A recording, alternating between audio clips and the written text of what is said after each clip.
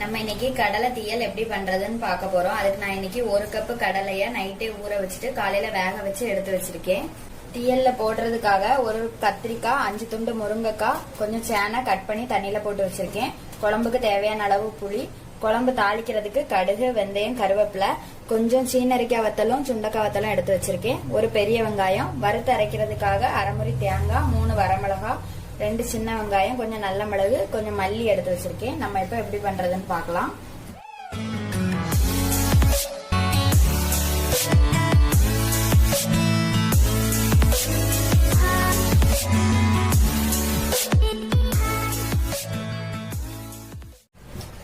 First தேங்காய் வறுத்துக்கலாம். வரமிளகாய், நல்ல மிளகு, தேங்காய், மல்லி, சின்ன வெங்காயம். இப்ப இது எல்லாத்தையும் நல்லா செவக்க வறுத்துக்கலாம்.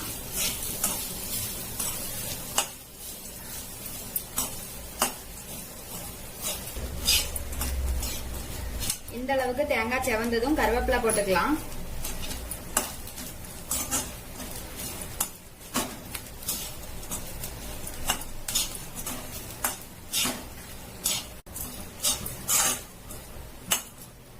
இது நல்லா செவந்துட்டு அடுப்பு ஆஃப் பண்ணிட்டு இதை ஆற வச்சுக்கலாம். இப்ப அடுப்பு பத்த வச்சுட்டு ஒரு பாத்திரத்துல காய்கறி எல்லாம் போட்டிருக்கேன். இப்ப இதுல கொஞ்சம் உப்பு போட்டுக்கலாம்.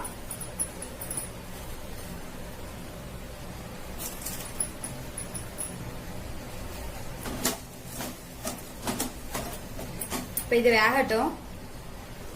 தேங்காய் ஆற வச்சிருந்தது நல்லா ஆறிட்டு அதை ஜார்ல கொட்டி இருக்கேன். இப்ப கொஞ்சமா தண்ணி விட்டு நல்லா நைஸா அரைச்சிக்கலாம். காய் நல்லா வெந்துட்டு நம்ம அரைச்சிட்டு வந்த தேங்காவை இது கூட போட்டுக்கலாம்.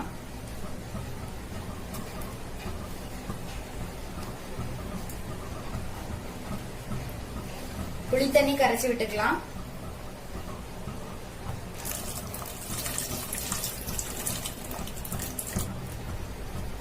ஜார் அலசி கொஞ்சம் தண்ணி விட்டுக்கலாம்.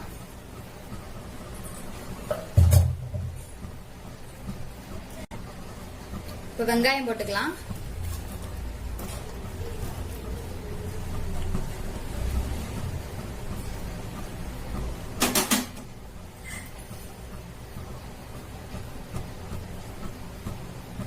உப்பு,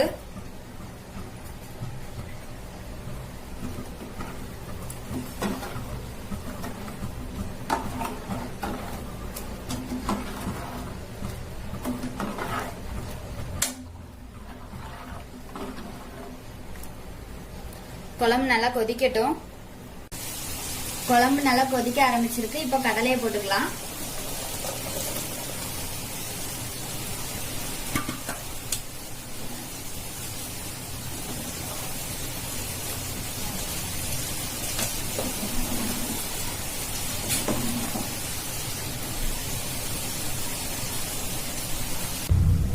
தீயல் நல்லா கொதிச்சு ரெடி ஆயிடுச்சு. அடுப்பு ஆஃப் பண்ணிட்டு தாளிச்சு கொட்டிக்கலாம்.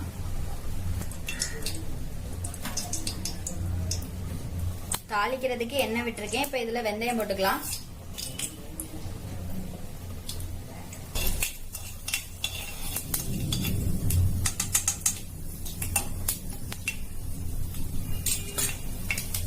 வெந்தயம் பொரிஞ்சிட்டு கடுகு போட்டுக்கலாம்.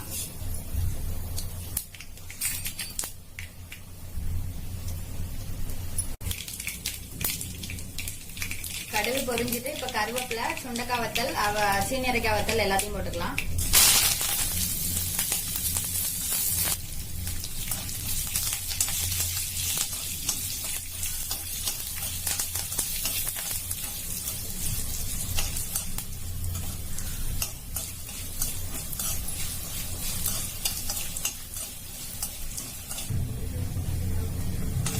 நல்லா செவந்துட்டு இப்ப இத தீயல் கூட கொட்டிக்கலாம்.